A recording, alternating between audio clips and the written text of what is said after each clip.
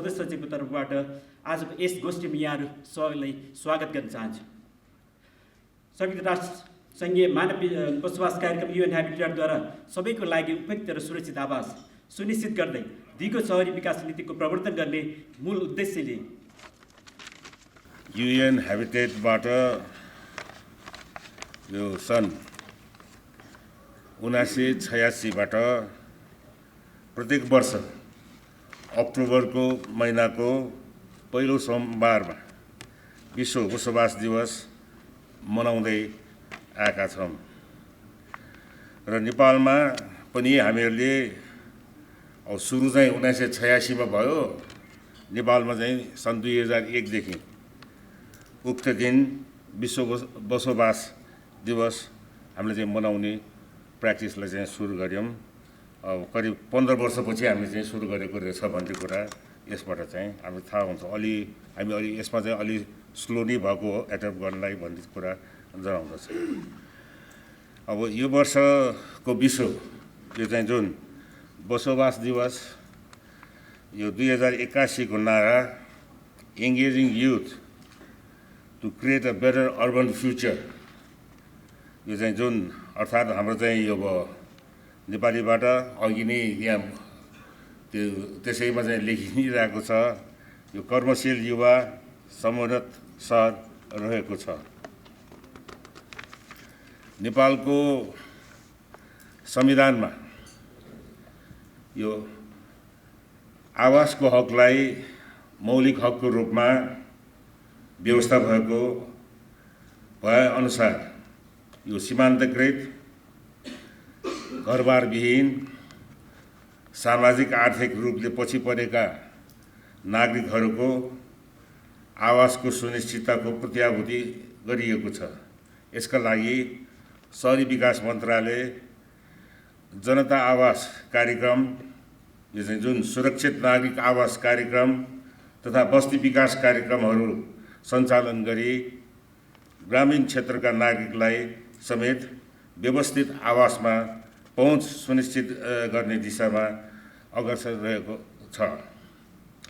यो दिगो विकास एजेन्डाको 2030 को लक्ष्य अनुसार यो लक्ष्य 8 ले सबैको लागि यो समावेशी र दिगो आर्थिक वृद्धि, पूर्ण उत्पादकमूलक र सम्मानजनक रोजगारीको अवसर सृजना गर्ने लक्ष्य लिएको छ।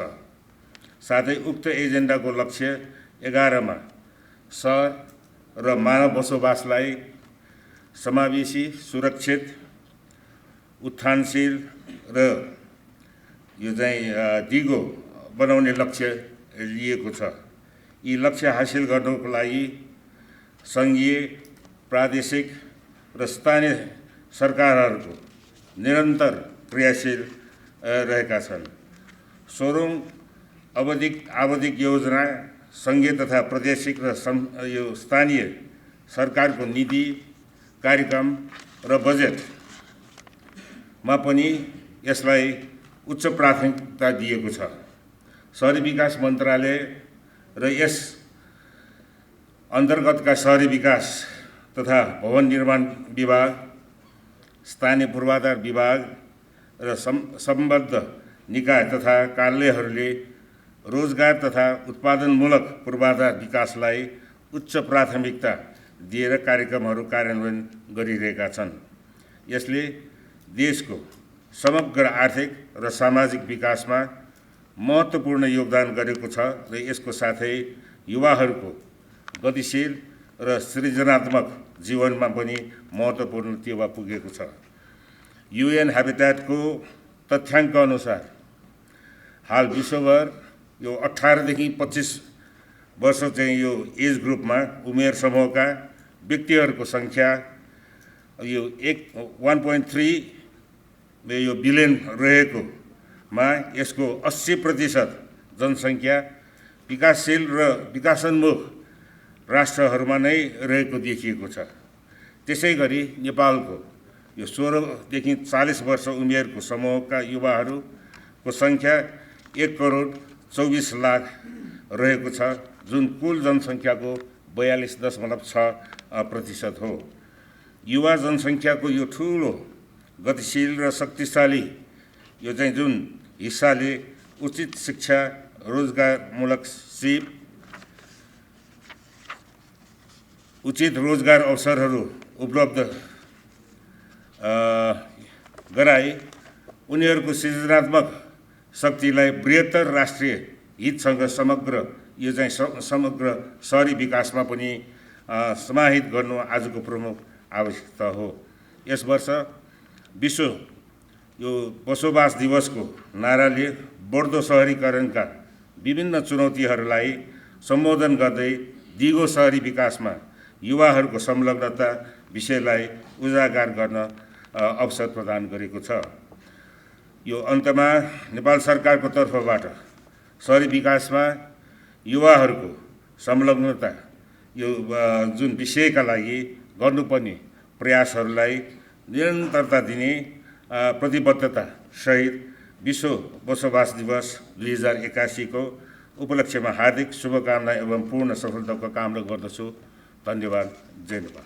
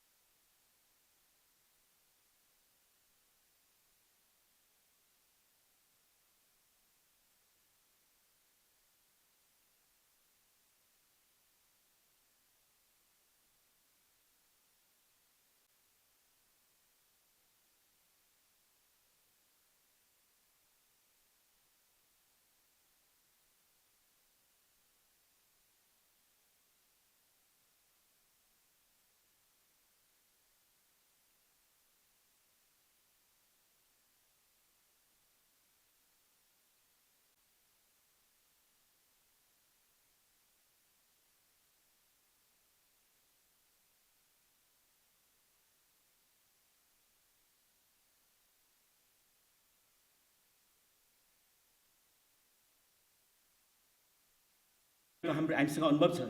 तर गत वर्ष कार्तिक 17 गते जाजरकोट रुकुम पश्चिममा गएको पुनर्निर्माण हामीले सोचे अनुरूप द्रुत गतिमा निर्माण गर्न सकिरहेका छैनौँ।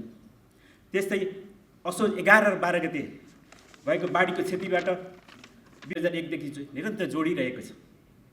दिगो सहर र समुदाय निर्माणका लागि युवाहरूको सक्रिय सहभागितालाई सुनिश्चित गर्दै द्रुत सहरीकरणको चुनौती र अवसरहरूलाई कसरी सम्बोधन गर्ने भन्ने उपायहरू छलफल एवं निचोडमा निकाल्नु नै आजको यस इभेन्टको उद्देश्य हो। गुणात्मक र सङ्ख्यात्मक दृष्टिकोणले युवा राष्ट्र मेरुदण्ड भएकोले युवाको सर्वाङ्गीण विकास गरी उनीहरूको क्षमतालाई राष्ट्र विकासको मूलधारमा ल्याउन जरुरी छ। त्यसैले रुसका कम्युनिस्ट नेता लेनिनले भनेका छन्, मलाई युवाको एउटा पुस्ता देऊ, म संसार। आज हामी विश्व बसोबास दिवसको 39औं संस्करण मनाइरहेका छौँ र यो विश्व बसोबास दिवसको यो पटकको नारा हामी धेरै चर्चा गरिसक्यौँ। योभन्दा अगाडि engaging youth to create a better urban future भनेर। हुन त बसोबास दिवस हो, बसोबास मतलब हामी आवाससँगको कुरा बढी फोकस गर्छौँ, तर habitat is not only shelter. Habitat comprises shelter, infrastructure, services, securities, अनि यी सबैको combination is place to live, space, urban. अब म यसलाई टुक्र्याएर हेरौँ, यो पटकको slogan theme engaging youth for what, better urban future. Better urban फ्युचरको लागि हामी युथलाई इङ्गेज गर्ने कुरा गरिरहेकै छौँ। अब युथको इङ्गेजमेन्ट गराउनको लागि सरकारको तर्फबाट हामीले के गर्यौँ, के गर्नु पर्ला, या विज्ञको तर्फबाट तपाईँहरूले पनि यहाँ यो दिनभरिको कार्यक्रममा आफ्नो कुराहरू राख्नु नै हुनेछ। बाई 2030 वर्ल्डको सिटिजको पपुलेसनको 60% पपुलेसन चाहिँ 18 वर्षभन्दा मुनिको एज ग्रुपको मान्छेहरू बस्छन् भन्ने प्रोजेक्सन छ। 60%, मोर देन हाफ। त्यसैले अर्बनको फ्युचर युवाहरूमा डिपेन्डेन्ट छ। It depends upon youth. Youth के को सिटिज अर्बन मतलब त्यो इकोनोमीको सेन्टर हो, प्रोडक्सनको सेन्टर हो। त्यहाँ डिफ्रेन्ट कम्पोनेन्ट्सहरू हुन्छ, सामाजिक, सांस्कृतिक, धार्मिक, आर्थिक, यी सबै कुराहरूमा युवाहरूको भूमिका अत्यन्तै महत्त्वपूर्ण हुन्छ। युवाहरू किन भन्दा उनीहरू काम गर्ने उमेर समूहको भएको हुनाले उनीहरूको चाहिँ रोल बढी इम्पोर्टेन्ट हुने भयो। अलिकति यसलाई हामी यो नारा चाहिँ हाम्रो लागि मात्रै बनाएको होइन, यो चाहिँ for world as a whole बनाएको। हामीले हाम्रो सन्दर्भमा अलिकति जोडेर हेऱ्यौँ, यो नाराकोलाई लागू गर्न अहिलेको अवस्था कति सपोर्टिभ छ, अहिले त्यति सन्तोषजनक छैन। तपाईँ हामीले फिल गरेकै कुरा हो। युवाहरू +2 सकेपछि सकेसम्म ग्रेजुएसनकै लागि पनि विदेश जान पाए हुन्थ्यो, नभए एटलिस्ट ब्याचलर सकेपछि मास्टर्स एन्ड अनवर्स अनि जब सबै। किनभने यहाँ माहौल यसरी क्रिएट गरियो, यहाँ केही छैन, केही हुँदैन, अपर्च्युनिटी छैन, रोजगारी छैन, कमजोर अर्थतन्त्र, कमजोर आर्थिक वृद्धि र बेरोजगारीबाट निराश भएका युवाहरूलाई चाहिँ हामीले अर्बनको बेटर फ्युचरको लागि इङ्गेज गराउन सक्यौँ, उनीहरूलाई चाहिँ यतातिर आकर्षण गर्न सक्यौँ भने पक्कै पनि हाम्रा सहरहरू पनि राम्रा हुन्थे, समुन्नत हुन्थे। अहिले हामीले पहाडतिर देखिरहेका छौँ, हामीले सहर बनायौँ, पूर्वाधारहरू बनायौँ, चिल्ला सडकहरू पनि छ, खानेपानी पनि छ, सबै चिज छ, तर युथहरू छैन। युथहरू चाहिँ विदेशतिर। अस्ति एउटा सिन्धुलीको कहानी न्युजमा पढेको थियो। एउटा डेथ हुँदा जम्मा 4 जनाले फोटो राखेको थियो, 1 जना महिला, 1 जना वडा अध्यक्ष अनि 2 जना अरू सहयोगी। अनि कसरी सिटिज बन्छ? सिटिजलाई भाइब्रेन्ट बनाउनको लागि चाहिँ युथहरू चाहिने। युथहरूलाई हामीले रिटेन गर्न सकेनौँ। अनि सरकारमै बसिरहनु भएको छ त सरहरूको केही प्रोग्राम होला, तपाईँहरूलाई जिज्ञासा पनि होला। हामीले प्रयास नगरेका होइनौँ। प्रधानमन्त्री रोजगार कार्यक्रम लगायत अन्य रोजगारीका अवसरहरू सिर्जना गर्ने कार्यक्रमहरू पनि सुरु गर्यौँ। हामीले आवासलाई मौलिक हकको रूपमा राख्यौँ र त्यसलाई रियलिटीमा ट्रान्सलेट गर्ने पनि कोसिस गर्यौँ। शहरी विकास मन्त्रालय अन्तर्गत वर्ल्ड ब्याङ्कको सपोर्टमा एउटा प्रोजेक्ट छ न्युजिप। त्यसमा हामीले युथहरूलाई चाहिँ कसरी काममा लगाउने भनेर LIPW भन्ने एउटा कम्पोनेन्ट राखौँ, लेबर इन्टेन्सिभ पब्लिक वर्क्स भनेर।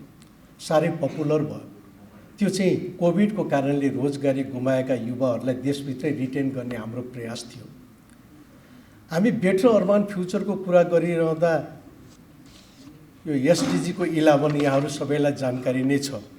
Make cities and human settlements inclusive, safe, resilient and sustainable. हाम्रा अर्बन इन्भाइरोमेन्ट कति रिजिलियन्ट छन् बनाउन सक्यौँ भन्ने कुरा त हामीले अहिले भर्खरैको बाढीबाट पनि देख्यौँ। हामीले धेरै गर्नु छ रिजिलियन्ट बनाउने डिरेक्सनमा। अनि सस्टेनेबल भने इन्टरजेनेरेसनल इक्विटिज। हामीले चाहिँ रिसोर्सेस युज गऱ्यौँ अनि पछि आउने जेनेरेसनलाई पनि यथावत राखिदिनु पर्यो। यी सबैको लागि युथहरू परिचालन गर्न, मोटिभेट गर्ने जुन थिम लिएको छ यो वर्ल्ड ह्याबिटेट डे 2024 ले, यसलाई सार्थक बनाउन सबैले आफ्नो तर्फबाट प्रयास गरौँ। हामी अर्बन प्लानिङमा पनि युथहरूलाई इङ्गेज गरौँ न। मैले बारम्बार भन्ने गर्छु, हामी चाहिँ के गर्छौँ भने स्नातकोत्तर प्लस 15 वर्षको अनुभव भन्छौँ। फेरि यसको मतलब त्यो सबै एक्सपिरियन्स काउन्ट्स है। उहाँहरूको पनि योगदानलाई अवमूल्यन गर्न खोजिएको होइन, नयाँहरूलाई पनि मौका दियौँ। युथहरूलाई सबै सेक्टरमा प्लानिङ, खालि लेबर इन्टेन्सिभ वर्क या ट्रान्सलेसन त्यो फिजिकल उसमा मात्रै होइन, प्लानिङमा पनि या अन्य सेक्टरमा पनि सबैलाई हामीले मोटिभेट गरौँ, परिचालन गरौँ र हाम्रा सहरहरूलाई समुन्नत बनाऊ। म यस कार्यमा सफलता प्राप्त होस्, यहाँहरू सबैलाई शुभकामना व्यक्त गर्दै मैले यो मन्तव्य यही अन्त्य गरेँ। हस्, धन्यवाद। स्वतन्त्र चन्दागी नगरपालिकामा जुन सहरी विकास मन्त्रालय र सङ्घीय मामला तथा सामान्य प्रशासन मन्त्रालयसँगको समन्वय तथा संयुक्त राष्ट्र सङ्घीय मानव बसोबास कार्यक्रमसँगको प्राविधिक सहकार्यमा चन्द्रगिरी नगरपालिकाको दिगो विकासको लक्ष्यको स्थानीय स्वैच्छिक मूल्याङ्कन प्रतिवेदन तयार भएर आज विश्व बसोबास दिवसको उपलक्ष्यमा सार्वजनिक भएको छ। नगरपालिकाका सम्पूर्ण टिम, हाम्रा सम्पूर्ण जनप्रतिनिधिहरू, UN Habitat र सम्बन्धित सबै सरकारवालाहरूको एकदम लामो अभ्यास र प्रयासबाट लगभग 1 वर्षको अथक मेहनत र प्रयासको प्रतिफल स्वरूप यो आजको यो प्रतिवेदन तयार भएको छ। म नगरपालिकाका सम्पूर्ण परिवार र सम्पूर्ण नगरवासीहरूको तर्फबाट सबैमा म हार्दिक आभार र धन्यवाद व्यक्त गर्न चाहन्छु। स्थानीय तहहरूमा दिगो लक्ष्य विकास प्राप्तिको उपलब्धि, अवरोध, अवसर र भविष्यमा गर्नुपर्ने कामहरूको लेखाजोखाको लागि स्थानीय स्वयंसेवी समीक्षा प्रतिवेदन भोलिन्टरीली लोकल रिभ्यू रिपोर्टमा सरकारवालाहरूले विश्वव्यापी रूपमा जोड दिँदै आएका छन् र नेपालमा पनि यसको अभ्यास बिस्तारै हुँदै गरेको छ। त्यसमा हामीले पनि जोडिने मौका पाएका छौँ। यसमा हामी चन्द्रगिरी नगरवासी आभारी छौँ। विकासका विभिन्न आयामहरूमा स्थानीय तहले गरिरहेका प्रयास, खास गरी नीति, कार्यक्रम, बजेट, परियोजना आदिहरूको मूल्याङ्कन गरी यसलाई दिगो विकास लक्ष्यसँग जोड्ने र राष्ट्रिय लक्ष्यका विभिन्न सूचकहरूको आधारमा स्थानीय तहको प्रगति मूल्याङ्कन गर्न सहजता ल्याउनको लागि यो निकै उपयोगी देखिएको हाम्रो अनुभव रहेको छ। दिगो विकास लक्ष्यको मूल्याङ्कनको आधारमा कुन लक्ष्य हासिल भयो र कुन बाँकी छ त्यसअनुसारको कार्ययोजना बनाउने र वार्षिक बजेट, नीति तथा कार्यक्रममा समावेश गरेर अघि बढ्न तथा सङ्घीय र प्रदेश सरकार तथा विकास साझेदारहरूसँग सहकार्य गर्नको लागि पथ प्रदर्शक गर्न यो पहल अत्यन्त महत्त्वपूर्ण रहेको छ भन्ने हामीले महसुस गरेका छौँ। चन्द्रगिरी नगरपालिकाको दिगो विकास लक्ष्यको स्थानीय स्वैच्छिक मूल्याङ्कन तयार पार्ने क्रममा खास गरी लक्ष्य 3 हामीले 5 वटा लक्ष्य लिएका छौँ, जसमा लक्ष्य 3 जसमा सबै उमेरका समूहका व्यक्तिका लागि स्वस्थ जीवन सुनिश्चित गर्दै समृद्ध जीवन प्रवर्धन गर्ने। अर्को छ लक्ष्य 4 सबैका लागि समावेशी तथा समतामूलक गुणस्तरीय शिक्षा सुनिश्चित गर्ने र जीवन पर्यन्त सिकाइका अवसरहरू प्रवर्धन गर्ने। लक्ष्य 5 छ हाम्रो लैङ्गिक समानता हासिल गर्ने र सबै महिला, किशोरी र बालबालिकाहरूलाई सशक्त बनाउने। अर्को हाम्रो लक्ष्य छ लक्ष्य 6 सबैका लागि स्वच्छ पानी र सरसफाइको उपलब्धता तथा दिगो विकास सुनिश्चित गर्ने हाम्रो त्यो लक्ष्य छ। र अर्को छ हाम्रो लक्ष्य 11 सहर तथा मानव बसोबासलाई समावेशी, सुरक्षित, उत्थानशील र दिगो बनाउने हो। यस किसिमका मिहिन अध्ययन तथा विश्लेषण गरिएको थियो हाम्रो यो आज यो प्रतिवेदनमा। त्यो नगरपालिकामा उपलब्ध विभिन्न किसिमका तथ्याङ्क, अध्ययन, अवलोकन, वडा तथा समुदाय स्तरमा गरिएको छलफलमा आधारित रही यो दिगो विकास लक्ष्यको मिहिन एकदम गहिरो र विज्ञानसम्मत हामीले विश्लेषण गरेका थियौँ। यस्तो गरिएको छ। यसमा शिक्षा, स्वास्थ्य, खानेपानी, लैङ्गिक समानता जस्ता आधारभूत आवश्यकताहरूमा आम नागरिकहरूको पहुँचको अवस्था, सेवा सुविधाको गुणस्तरको अध्ययन र विश्लेषण गरी त्यसमा देखिएका समस्याहरूको आकलन गर्नका लागि माथि उल्लेखित लक्ष्यहरू चाहिँ छानिएका हुन्। सोही विश्लेषणका आधारमा नगरको नीति तथा कार्यक्रमहरूमा समेट्ने गरी कार्ययोजना बनाई समावेशी सहरीकरणमा योगदान पुर्याउने हाम्रो उद्देश्य रहेको छ। कार्ययोजना बनाउँदा प्रमुख समस्याहरूलाई प्राथमिकता दिएको थियो। यस अध्ययनका लागि गठन गरिएको कर्मचारी समिति, सल्लाहकार समिति र नगर कार्यपालिकासँग परामर्श गरी कार्ययोजनाहरू तयार गरिएको थियो। यसरी नगरवासीको प्रत्यक्ष दिनानुदिन जीवनसँग जोडिएका लक्ष्यहरू छनौट गरिएको, त्यसको आकलन र विश्लेषण गरी नगरको कार्ययोजना बनाइएको र वार्षिक नीति कार्यक्रममा त्यसलाई समावेश गर्दै समेट्दै लैजाने चाहिँ हाम्रो लक्ष्य रहेको छ। केही कार्यक्रमहरू यसै वर्ष हामीले हाम्रो कार्ययोजना नीतिमा समेटेका पनि छौँ। नगरको डाटा सेन्टर, खास गरी तथ्याङ्क शाखालाई हामीले एकदम तथ्याङ्क व्यवस्थित गर्ने, यो टिबीको रोकथाम, आत्महत्या कम गर्ने, मनोसामाजिक परामर्श व्यवस्थापन, सडक दुर्घटनाको न्यूनीकरण कार्यक्रमलाई हामीले अध्ययनको निचोडको आधारमा प्राथमिकता दिएका छौँ। नगरपालिकाले युवा लक्षित विभिन्न कार्यक्रमहरूमा पनि जोड दिँदै आएको छ। दिगो विकास लक्ष्य हासिलका लागि युवाहरूको भूमिका अपरिहार्य रहेको छ। सामुदायिक नर्स तथा जस्ता युवा स्वास्थ्य कर्मीहरूको घर दैलोसम्म नै हामीले परिचालन गरेर नगरपालिकाको र नागरिकहरूको स्वास्थ्यसँग नगरपालिकासँग जोडिएको छ।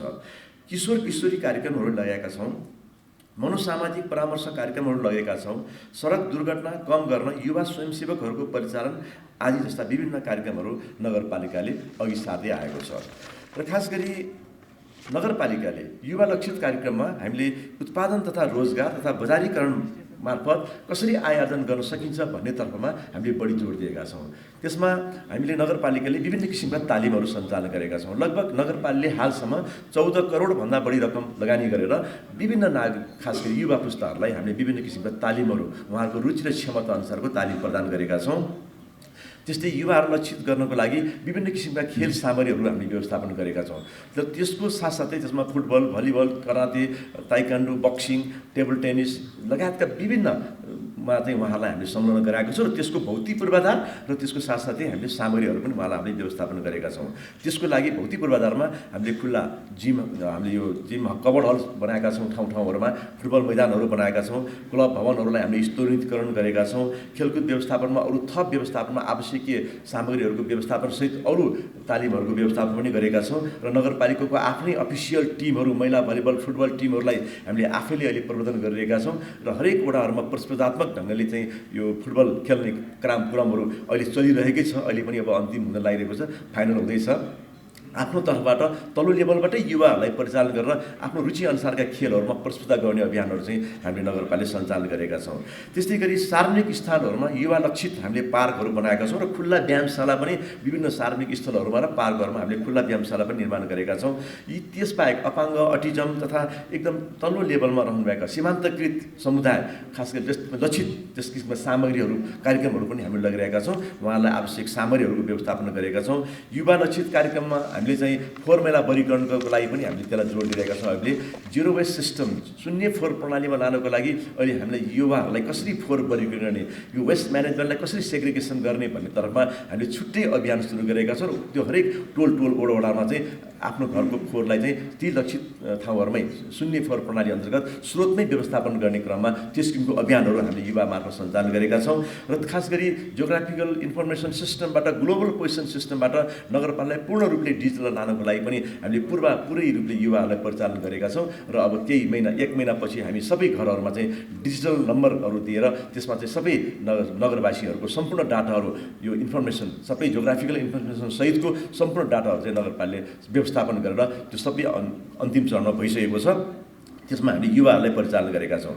त्यो युवासँग सँगसँगै हामीले विभिन्न समयमा हामी अन्तर्क्रिया पनि गर्छौँ। उहाँहरूसँग कस्तो किसिमको कार्यक्रम गऱ्यो भने के उहाँहरूको सुझाव छ, कस्तो किसिमको उहाँहरूको जिज्ञासा छ, हामीले के काम गऱ्यो भने उहाँहरूलाई चाहिँ सहजता आउँछ भन्ने किसिममा बेला बेलामा हामी यो मिनी संसद जस्तै गरेर हामी छलफल पनि गर्छौँ। र बेला बेलामा हामी उहाँहरूसँग यो अन्तर्क्रिया पनि गर्छौँ। त्यो कार्यक्रमहरू हामीले गरेर उहाँहरूको सुझाव पनि लिने गरिरहेका छौँ। र त्यस्तै गरी हामीले नगरपालिकाले खेलकुदलाई नै महत्त्वपूर्ण दिएर विभिन्न ठाउँमा कभर हल बनाउने त गरिरहेका छौँ। र अहिले नगर गौरवकै योजनामा हामीले नैका फुटबल ग्राउन्डलाई छुट्टै किसिमको युवा लक्षित कार्यक्रममा त्यहाँ चाहिँ हामीले उदाहरणीय र त्यहाँ विभिन्न किसिमका खेल हुन सक्ने खालको कभर हल सहितको हामीले त्यहाँ चाहिँ फुटबल मैदान त्यहाँ हामीले निर्माण गरिरहेका छौँ। र अहिले त्यहाँ फुटबल खेल भइ पनि रहेको छ। त्यसले त्यो ग्राउन्डलाई परिसर सुधार पनि गरिरहेका छौँ। र खास गरी युवाहरूलाई अब हामीले कसरी प्राविधिक शिक्षामा जोड दिने भन्ने कुरामा विभिन्न तालिमहरू त दियौँ, त्यो जुन विद्यालयभन्दा बाहिर रहेकोलाई। अब हामीले चाहिँ युवालाई चाहिँ तल्लो लेभलबाट नै तालिमहरू सञ्चालन गर्नुपर्छ भनेर अहिले हामीले पढ्दै कमाउँदै भन्ने जीवनोपयोगी शिक्षालाई चाहिँ हामीले विद्यालय लेभलमा पुर्याएका छौँ। अहिले हामीले धेरै ठुलो बजेट त्यसमा व्यवस्थापन गरेका छौँ। त्यसो भनेको मतलब कम्ती पनि 6-7 कक्षा पढेका बालबालिकाहरूले आफ्नो विद्यालयमा हामीले तोकिएका केही सिपहरूको तालिकाहरू दिएका छौँ। त्यो तालिकामा विद्यालयले छानेको तालिका अनुसार विद्यालय लेभलमै त्यस किसिमको सिपहरूको पढाइ भइरहेको छ। अहिले एक हातमा शैक्षिक ज्ञान र अर्को हातमा चाहिँ सिपको ज्ञान, दुवैको चाहिँ प्रमाणपत्र सँगसँगै जाँदा कम्ती पनि उसले 12 कक्षा पास गरिसकेपछि उसले त्यो विदेशै जानुपर्ने, 40-50 हजार कमाउन बाहिरै जानुपर्ने भन्नेबाट मुक्त भएर कम्तीमा पनि जीवनोपयोगी शिक्षा, खास गरी hair cutting, plumbing, electronic, mobile repairing लगायतका यस किसिमका सिपका कार्यक्रमहरू, त्यसमा अरू कृषि विज्ञान, अरू पशु विज्ञानहरूलाई पनि हामीले जोडेका छौँ। त्यो जोडेर चाहिँ कमसेकम विद्यालय लेभलमै अहिले हामी त्यो कक्षा लिएका छौँ। र त्यसमा कम्तीमा तोकिएका घन्टाहरू 90 घन्टा, 100 घन्टा, 150 घन्टा, ती घन्टाहरू चाहिँ विद्यालयले आफ्नो तालिका आफ्नो पठन पाठनको तालिकामा मिलाएर उहाँले पढाइरहनु भएको छ, जसले गर्दाखेरि चाहिँ विद्यालय लेभलबाटै अलि सिपमूलक कक्षाहरू अगाडि बढाएका छौँ। र युवा लक्षित कार्यक्रम र नगरपालिकाले आफ्नो छुट्टै प्राविधिक विद्यालय बनाएको छ र त्यहाँ निकट भविष्यमा सिटिभिटीसँग समन्वय गरेर हामी छुट्टै स्तरीय पठन पाठन गर्ने विद्यालय आफैले स्थापना गरेका छौँ भने यो गणेशमान सिंह बहुप्राविधिक शिक्षालयलाई स्थापना गरेर कृषि विज्ञान र पशु विज्ञानलाई त हामीले अलि लगि नै रहेका छौँ र हरेक विद्यालयहरूमा युवा लक्षित कार्यक्रममा हामीले प्राविधिक शिक्षालाई जोड दिइरहेका छौँ। हामी त्यसलाई अहिले जोड गरिरहेका छौँ, त्यो सबै विद्यालयमा लागू गरेको छ। र खास गरी त्यसको साथसाथै हामीले अहिले युवा लक्षित कार्यक्रममा अर्को नयाँ कार्यक्रम लगिरहेका छौँ। हामीले स्थानीय वनस्पतिहरू जुन छन् अहिले लोकल, खास गरी नगदे वनस्पति भन्छौँ यसलाई, नगदे वनस्पतिलाई हामीले जोड दिएका छौँ। अहिले हामी रैथाने स्थानीय वनस्पति, जसले गर्दाखेरि 3-4 वर्षपछि चाहिँ तिनीहरूले त्यो हामीसँग धेरैवटा, हाम्रो त मिनी उपत्यका छ हाम्रो नगरपालिका, त मिनी उपत्यकामा त धेरै हामीसँग सार्वजनिक जङ्गलहरू छ। त्यो जङ्गलहरूमा कम्ती पनि एभोकाडो, लौसी त महत्त्वपूर्ण भयो, नेपालमै मात्रै पाइने एउटा वस्तु हो, त्यो चाहिँ फलफुल हो। त्यस कारणले त्यस किसिमको वस्तुलाई हामीले कमसेकम प्रवर्धन गर्न सक्यो भने लौसी, एभोकाडो, ओखर, कटुस, रुद्राक्ष लगायतका यस्ता किसिमका वनस्पतिहरू र जडीबुटीयुक्त वनस्पतिहरू, टिमुर यस्ता लगायतका वनस्पतिहरूलाई चाहिँ हामीले नगरपालिकाले रकमै व्यवस्थापन गरेर उहाँहरूलाई चाहिँ त्यो खास गरी मैला लक्षित गरेका छौँ। हामीले त्यो चाहिँ उहाँहरूले चाहिँ त्यसलाई प्रवर्धन गर्न लागिरहेका छौँ र उत्पादन गरिसकेपछि कम्ती पनि 50वटा 100वटा लौसीको बोटहरू गर्न सक्यो भने 20-25 लाख रुपियाँ उहाँले चाहिँ वार्षिक आम्दानी गर्न सक्ने अबको 3-4 वर्षपछि त्यस किसिमको वातावरणमा उहाँलाई हामीले एवेरनेस चेतनासहित बजेट व्यवस्थापन गरेर बिरुवै उपलब्ध गराएर हामीले त्यो व्यवस्थापन गरिरहेका छौँ। यस वर्ष पनि पर्याप्त बजेट हामीले त्यसमा व्यवस्थापन गरेका छौँ ताकि युवाहरू अब चाहिँ बाहिर जान नपरोस् भन्ने उद्देश्यमा हामी तल्लो लेभलबाट त्यो कामहरू गरिरहेका छौँ। र त्यसको साथसाथै हामीले पैसा रकम दिने त केही गरिरहेका छौँ, तालिमको सँगसँगै सामग्रीहरू पनि वितरण गरिरहेका छौँ। उहाँले चाहिने जस्तो मोमो बनाउने, अचार बनाउने सामानहरू पनि, मिसिनहरू पनि दिन्छौँ, हाते ट्र्याक्टरहरू पनि दिन्छौँ। तर त्यसको अलावा हामीले उहाँहरूलाई चाहिँ त्यो उत्पादित वस्तुहरूलाई बिक्री गर्नको लागि नगरपालिकाले आफैले युवाहरूलाई चाहिँ त्यो स्थानीय बिक्री केन्द्र खोलिदिएका छौँ। हामीले पसल खोलिदिएका छौँ, उहाँले ल्याएको सामानहरू त्यहाँ राख्नुहुन्छ र बिक्री भएपछि उहाँहरू आफ्नो पैसा लानुहुन्छ, त्यहाँ कुनै भाडा तिर्नु पर्दैन। त्यसको साथसाथै हामीले युवाहरूलाई सहरी हाट बजारमा समन्वय गरिरहेका छौँ ताकि आफ्नो स्थानीय वस्तुहरूलाई त्यहाँ चाहिँ बिक्री गर्ने, त्यहाँ आफ्नो आय आर्जन गर्ने, सामान्य सानो सानो सिपहरूलाई पनि त्यहाँ चाहिँ प्रवर्धन गर्ने कामहरू गरेका छौँ र विभिन्न अन्तर्राष्ट्रिय राष्ट्रिय स्तरका प्रवर्धन केन्द्रहरूमा सम्मेलन केन्द्र पनि हामीले पठाइरहेका छौँ र सहरी हाट बजार मार्फत त्यो गरेका छौँ। र अलिक ठुलो पुँजीमा काम गर्न चाहन्छौँ, 1 लाखसम्म त हामी उद्यमशीलता मार्फत लगिरहेका छौँ र त्योभन्दा बढी पुँजी काम गर्नु छ भने जुनसुकै ब्याङ्कबाट कुनै पनि युवा महिलाहरू, खास गरी महिलाहरू र जुनसुकै युवाहरूले कुनै पनि ब्याङ्कबाट यदि लोन स्वीकृत गरेर काम गर्छु भन्नुहुन्छ र त्यसले रोजगारमूलक, व्यवसायमूलक, उत्पादनमूलक छ भने नगरपालिकाले उहाँहरूको खातामा 6% ब्याज अनुदानको रूपमा राखिदिएको छ। हामीले 50 लाख रुपियाँ रकम चाहिँ त्यो ब्याज अनुदान भनेर राखिदिएका छौँ। त्यो जुनसुकै ठाउँमा, जुनसुकै ब्याङ्कबाट ल्याउनुहोस्, हाम्रो नगरवासी चाहिँ हुनु पर्यो। त्यहाँ चाहिँ हामीले उहाँले ब्याङ्कमा लोन स्वीकृत गरेर ल्याएको कागज पेश गर्न साथै हामीले कार्यविधि नियमावली बनाएर हामीले उहाँलाई 6% ब्याज अनुदान स्वरूप उपलब्ध गराएको छ, जसले गर्दा युवाहरू चाहिँ बाहिर जान नपरोस् भन्ने हाम्रो लक्ष्य छ। त्यस्तै गरी हाम्रो अब मनोपरामर्शको कुरामा राखिहालेँ। अब बालबालिका युवाहरूको कुरा कसले सुनिदिने? आजकल चाहिँ सबै यो आधुनिक सभ्यताले गर्दाखेरि उहाँहरूको चाहिँ त्यो भेटघाट गर्ने, आफ्नो संस्कारहरू सिक्ने त्यस्तो वातावरण नभएको हुनाले उहाँलाई अलिकति डिप्रेसन अथवा कुनै किसिमको विकृति पनि हुनसक्छ कि भनेर हामीले उहाँलाई चाहिँ अहिले मनोपरामर्श कक्षको पनि व्यवस्थापन गरेका छौँ सबै वडाहरूमा। त्यसले गर्दाखेरि आफ्नो मनका कुराहरूलाई, मानसिक रोगहरूलाई पनि निको गर्न, युवा लक्षितहरूलाई आजकल जुन विकृति छ यो अझ दुर्व्यसनीहरूमा जाने त्यस्तो वातावरणलाई मुक्त गर्नको लागि पनि हामीले त्यस किसिमको कार्यक्रमहरू पनि यो प्रहरी साझेदारी कार्यक्रम मार्फत हामीले सबै सुरक्षा निकाय र हामी नगरपालिकाले त्यो कार्यक्रम लगिरहेका छौँ, जसले गर्दा युवाहरूलाई विकृतिबाट जान रोक्न पनि त्यसको लक्षित कार्यक्रमहरू हामीले गरिरहेका छौँ। र खास गरी हामीले अब युवाहरूलाई, हाम्रो चन्दागिरी नगरपालिका त ऐतिहासिक सांस्कृतिक नगरी भन्ने हाम्रो नारा छ, त्यसले अब अहिले हाम्रो नगरपालिकाभित्र रहेका मौलिक संस्कृति, धार्मिक परम्पराहरू, जात्रा रीतिरिवाजहरू जति छन् ती सबै परम्पराहरू चाहिँ लोप हुन लाग्यो कि भनेर अहिले हामीले युवा पुस्तालाई लक्षित गरेर ती सबै बाजागाजाहरू धर्म संस्कृतिमा उहाँलाई हामीले समन्वय गरेका छौँ, जसले अब अहिले हजार एक दृश्यमा होइन कि प्रत्येक वडामा सयौँ युवाहरू चाहिँ खास गरी महिला दिदीबहिनीहरू, भाइ बहिनीहरू चाहिँ अहिले चाहिँ सबै हाम्रा मौलिक परम्पराका बाजागाजाहरू, संस्कृति मौलिक सबै बाजा, सबै किसिमका बाजाहरू, नेवारी खाँबा, धिमे बाजा, थाहा बाजा, काँ बाजा, मुवाली बाजा, पञ्चे बाजा, नौमती बाजा, मुवाली बाजा, यो सबै न्याउली बाजाहरू, यी सबै लोप हुन लागेका बाजाहरूलाई हामीले प्रवर्धन गर्दाखेरि नगरपालिका बजेट व्यवस्थापन गरिदिएको छ, जसले गर्दा युवाहरू अहिले चाहिँ आफ्नो धर्म संस्कृति जोगाउने र हाम्रो परम्परा मौलिकता जोगाउने कुरामा पनि उहाँहरू अगाडि बढ्नुभएको छ। हामीले यहाँहरू देख्न सक्नुहुन्छ, जुनसुकै बेला यहाँले कुनै कार्यक्रममा बोलाउनुहोस्, हाम्रो नगरपालिकाबाट हजारौँ बाजागाजासहित आउने वातावरण तयार गरेर छ। अस्ति पनि हामीले यो पाटनको उहाँ हुनुहुन्छ, हामीलाई निमन्त्रणा भएको थियो करुणामय जात्रा तान्ने, जहाँ हामीले हजारौँ बाजागाजासहित हामीले चाहिँ त्यहाँ उपस्थित गरेर हामी त्यहाँ उपस्थित भएका थियौँ। यसरी नगरपालिकामा युवा लक्षित कार्यक्रम मार्फत आगामी दिनमा हामी आधुनिक सभ्यता र हाम्रो पौराणिक र मौलिक सभ्यताहरूलाई सँगसँगै मिलाएर हामीले यो कामहरू गरिरहेका छौँ र भौतिक पूर्वाधार मात्रै विकासका आधारहरू होइन, भौतिक पूर्वाधारको साथसाथै हामीले आर्थिक विकास, सामाजिक विकास, मानव विकास, सांस्कृतिक विकास, यी सबै विकासलाई सँगसँगै लग्यो भने मात्रै हाम्रो चाहिँ यो समृद्धको आधार तयार हुन्छ भन्ने हाम्रो एउटा नीति रहेको छ र त्यस अन्तर्गत हामीले युवा लक्षित कार्यक्रमलाई अलि हामीले बढी जोड दिइरहेका छौँ। यस किसिमको फोरममा आजको यस गरिमामय कार्यक्रममा हाम्रो नगरपालिकालाई कतिपय पनि भोलन्टरी लोकल रिभ्यूको पुस्तिका प्रस्तुत गर्ने र माननीय प्रधानमन्त्रीज्यूबाट हाम्रो नगरपालिकामा चाहिँ यो पुस्तकको जुन विमोचन भएको छ, म नगरपालिकाको र नगरवासीको तर्फबाट उहाँहरू सबैमा हार्दिक आभार व्यक्त गर्न चाहन्छु र नेपालमै यो दोस्रो भनिन्छ र यो परिमार्जनसहितको यो विस्तृत विवरणसहितको र यो नेपालकै पहिलो हो र यो हामी चाहिँ दोस्रो भोलन्टरी लोकल रिभ्यू हामी संसार समक्ष जुन प्रस्तुत गर्न पाउँदा नगरपालिका गौरवान्वित भएको छ। म सबै उपस्थित महानुभावहरू, नेपाल सरकार, UN Habitat सबैमा म नगरपालिकाको तर्फबाट हार्दिक आभार धन्यवाद व्यक्त गर्न चाहन्छु। धन्यवाद, नमस्कार। Colleagues and friends, for 39 years we have marked the World Habitat Day, a day to reflect not just on the state of our cities and towns, but on the power we hold to shape a better, more just future for all.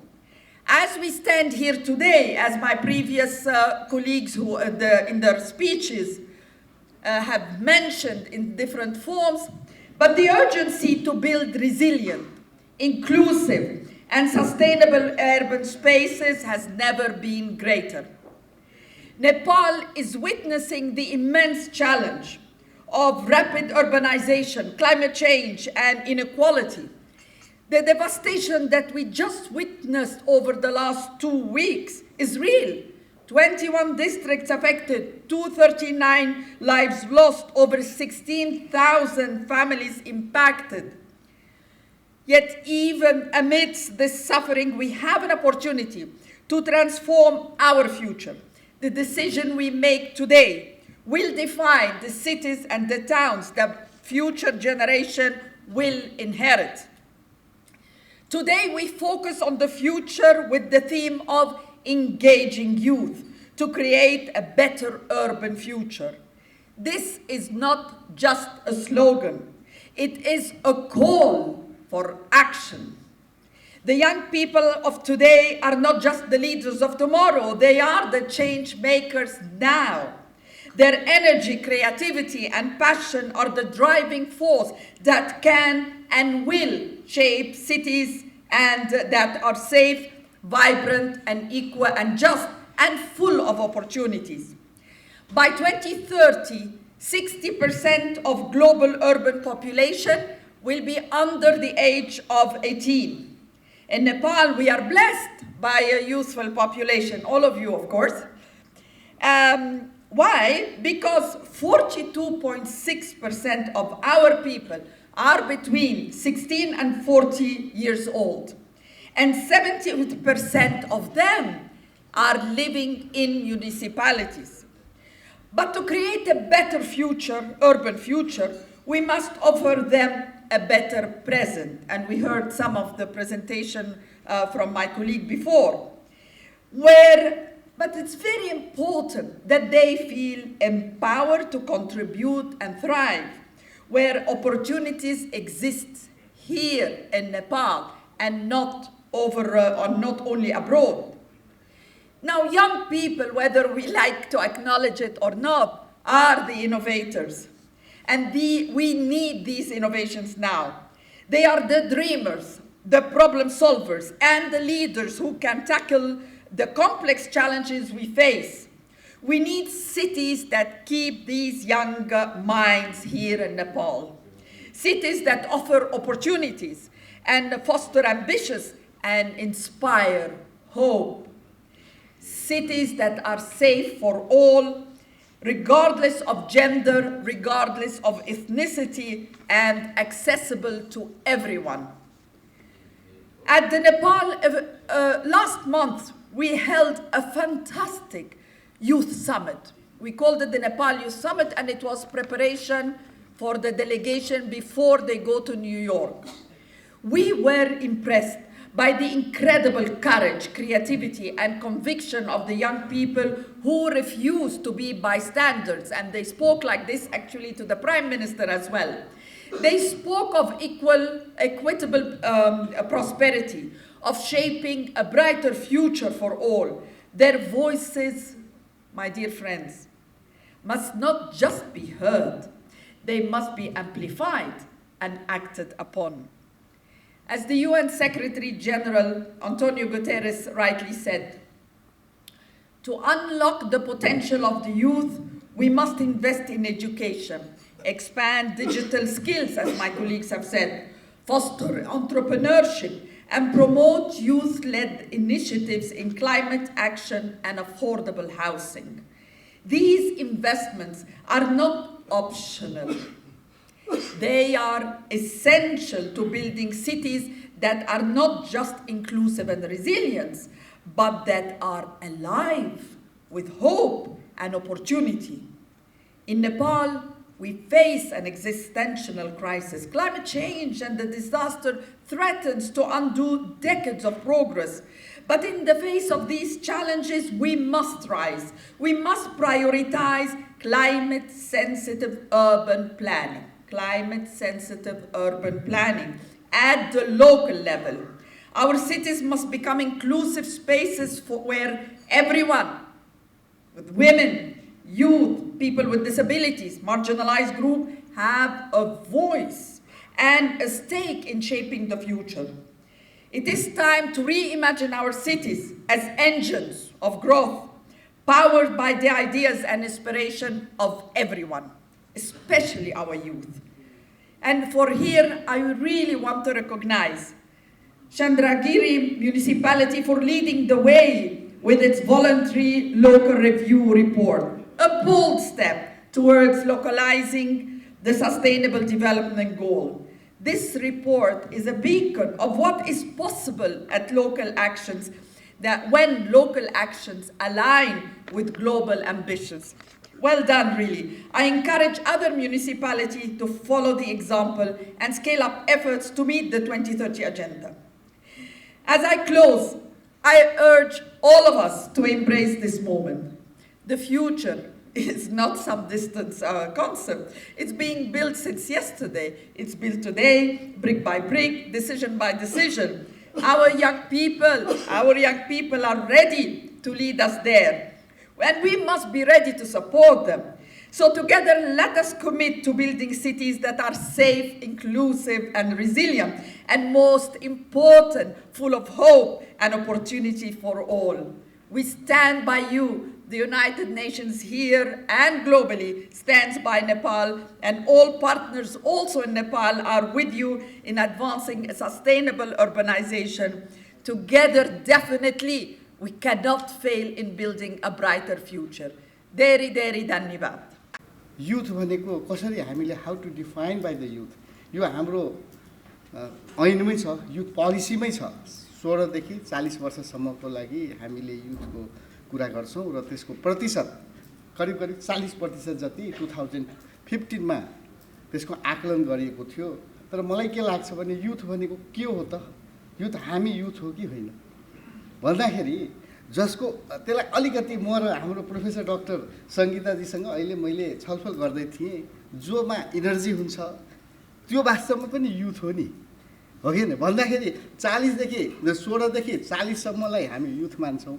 तर अलिकति त के हुन्छ भने policy रिभिजिटमा हामी त अब 60 वर्ष 55 वर्षका युथ हो कि होइन भन्दाखेरि इनर्जी द्याट टु बी एउटा के हुनसक्छ त एउटा एट्रिब्युट हुनसक्छ भन्दाखेरि त्यसलाई पनि अलिकति रिभिजिट गर्ने हो कि के हो भनेर यसो पोलिसीमा पनि अलि रिफर्म गर्नुपर्छ कि भने जो चाहिँ काम गर्न सक्छ कर्मशील जो हुनसक्छ नि त्यसलाई पनि हामीले युथ मान्न सक्छौँ।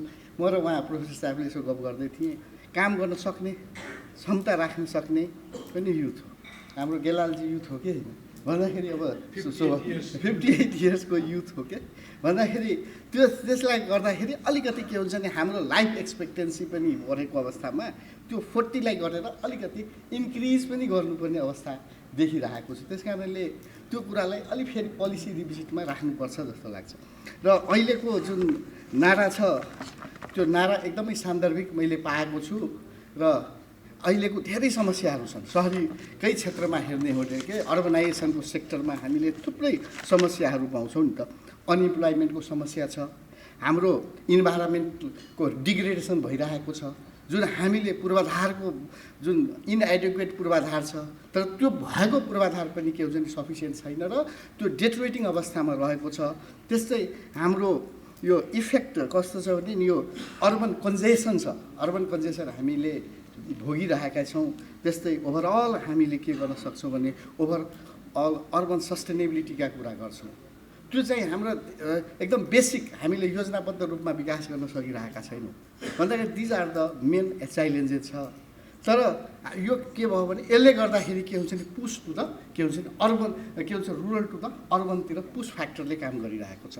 बेनिफिट्स के हुनसक्छ त हामीले सप्लाई चाहिँ राम्रो एजुकेसनको लागि सहरमा आउँछौँ होइन, राम्रा फेसिलिटिजहरू, त्यो बेटर लिभिङ कन्डिसन जुन छ नि सहरमा, त्यसले गर्दाखेरि हामीले के गर्छौँ नि सहरमा बस्छौँ। तर सहरको अवस्था नाजुक छ।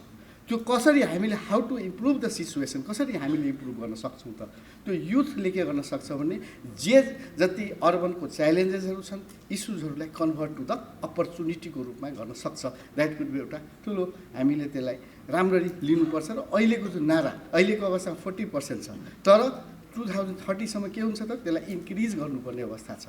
युथको पपुलेसन चाहिँ बढाउनुपर्छ। त्यो कसरी गर्न सक्छौँ त? पूर्व वक्ताहरूले भन्नुभयो नि होइन, यो युथ चाहिँ रिटर्न गर्न सकिरहेको छैनौँ। हामीले युथलाई के गर्न सक्छौँ त रिटर्न गर्नुपर्ने अवस्था देखिरहेको छु।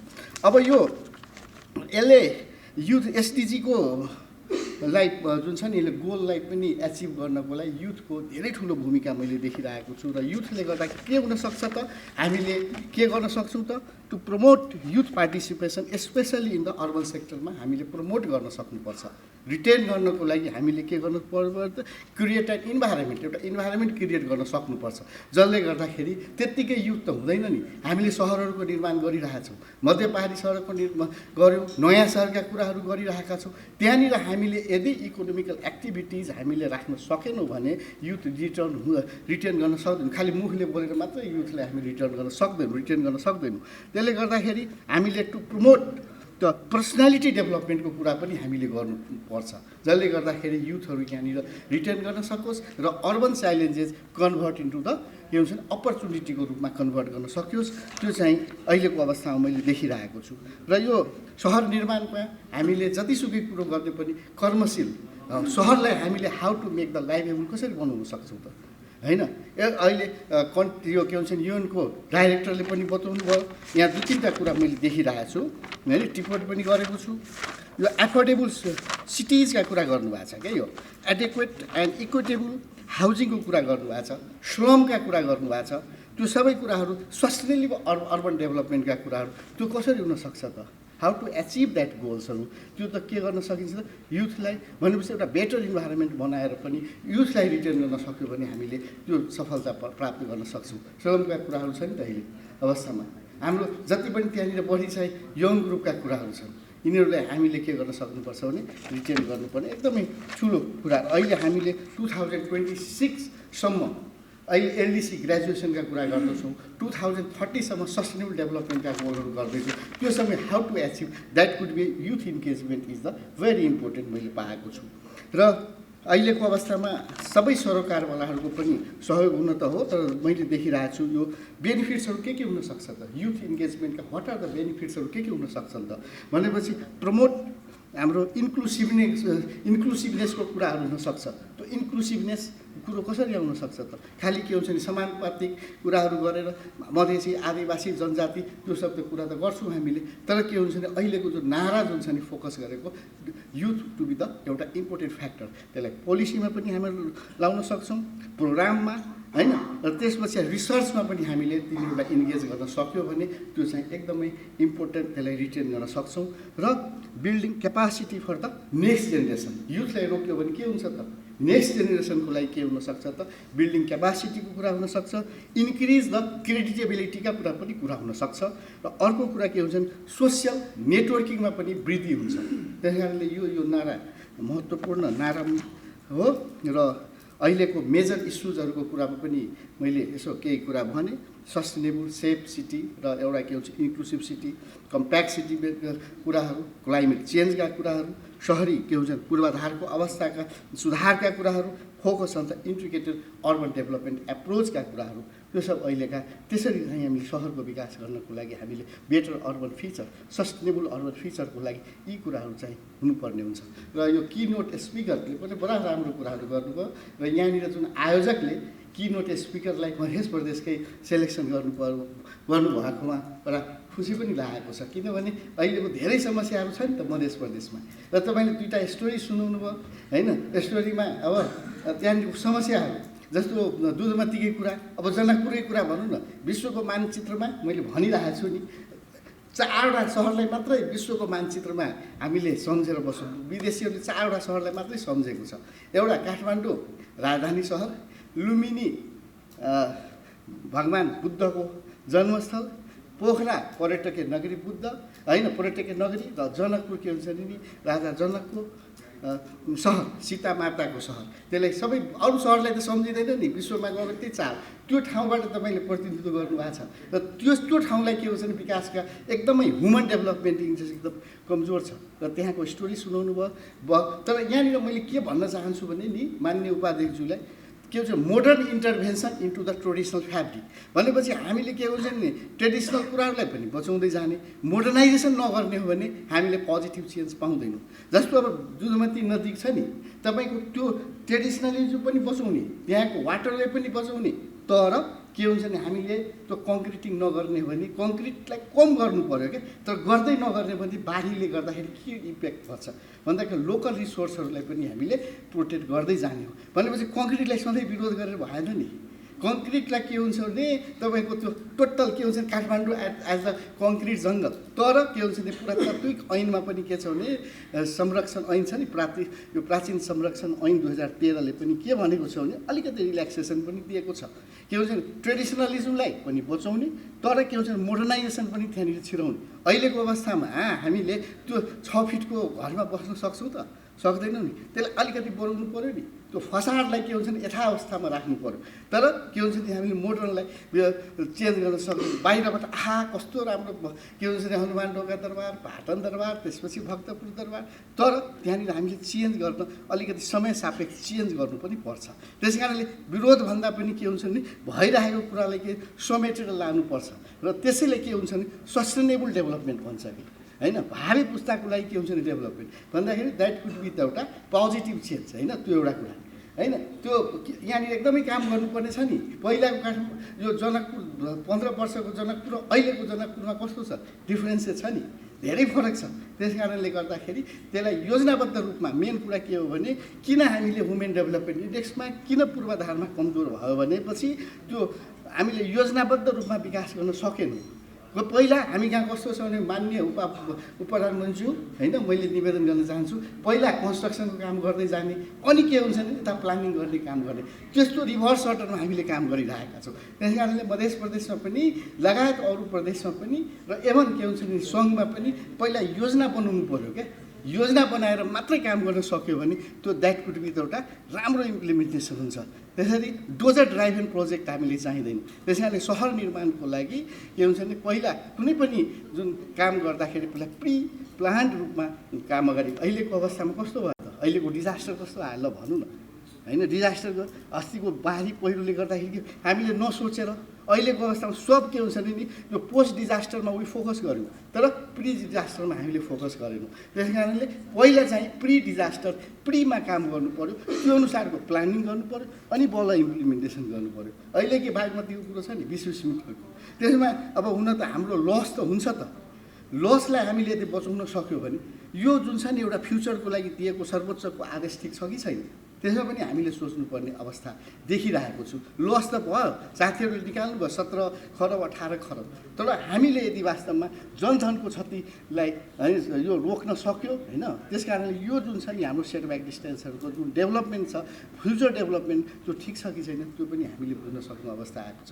र अहिलेको जुन नारा जुन छ नि बेटर अर्बन फ्युचर भनेपछि त्यसमा सबै एम्युनिटी आउँछ क्या। त्यो त्यस कारणले मैले त्यहाँ भारी पहिरोको पनि कुरा गरेँ, डिजास्टरको पनि कुरा गरेँ, यहाँनिर अरू के हुन्छ नि कन्जेसनको पनि कुरा गरेँ, विभिन्न के हुन्छ नि त्यो एम्युनिटिजहरूको कुरा गर्दाखेरि गरेर त्यो फ्युचर बनाउन सक्यो। र खालि के हुन्छ नि युथ बाहेक युथलाई एकदम राम्रो इन्गेज गर्नु पऱ्यो र अर्को पनि सरोकारवालाहरूको सबैको के हुन्छ नि संलग्नता भयो भने मात्रै हामीले समृद्ध सहर, सफा सहर, एउटा के हुन्छ नि बस्न लायक सहरको रूपमा हामीले कल्पना गर्न सक्छौँ र हामीले अहिलेको जुन पल्युसन जुन छ नि तिनीहरूलाई पनि कम गर्न सक्ने अवस्था रहन्छ।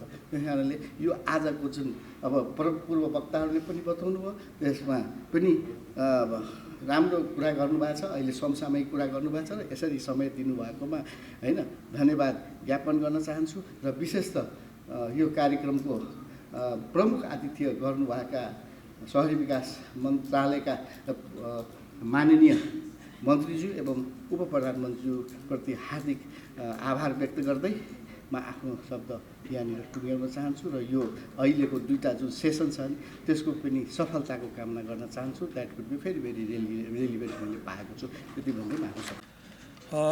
आज हामी विगतका वर्षहरू चाहिँ यस वर्ष पनि विश्व बसोबास दिवस मनाउने सन्दर्भको कार्यक्रम गरिरहेका छौँ।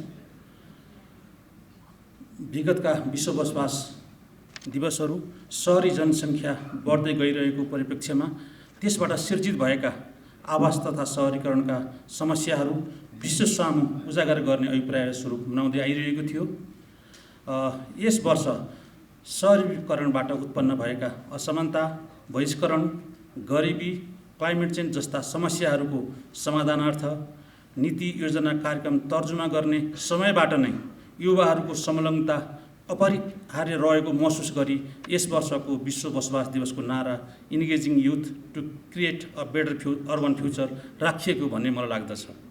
अझ भन्नुपर्दा आजको दिनलाई सहरीकरणबाट सिर्जित समस्याहरू समाधानमा विगतमा हामीले गरेका प्रयासको समीक्षा गर्ने र त्यसबाट शिक्षा लिई भावी योजना निर्माण गर्ने विषयमा छलफल गर्ने अवसरको रूपमा लिनुपर्दछ भन्ने पनि मलाई लाग्दछ।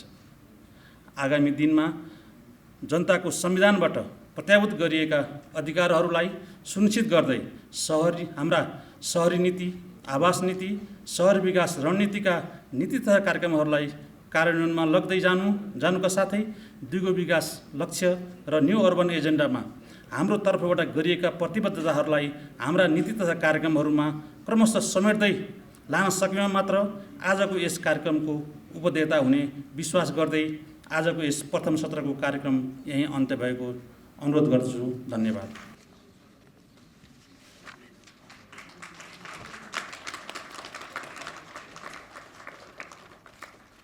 And the change makers of today and tomorrow. You are a heartbeat of our cities, the force driving us toward a better future. As baby boomers